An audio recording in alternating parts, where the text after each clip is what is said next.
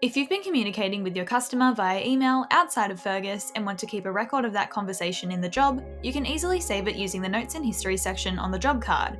Or, if your email provider allows it, you might be able to download your email as a PDF or Word document and upload it to your Files and Photos section on the job card in Fergus.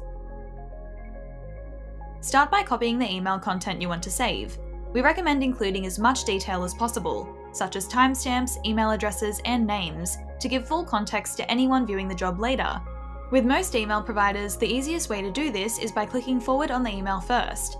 This opens a draft with the entire email thread included with easily visible timestamps and sender information. Scroll down, copy the full thread, then close the draft without sending it. Next, simply open the job in Fergus. From the left-hand menu, select Notes and History.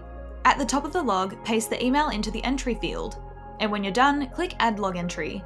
And you're done! That email is now stored on the job card for future reference.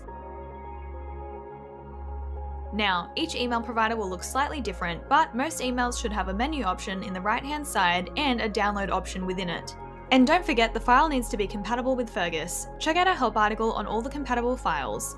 Finally, just upload the file to the Files and Photos section on the Fergus job card. And that's all there is to it. Now you have the emails saved in the job card for future reference.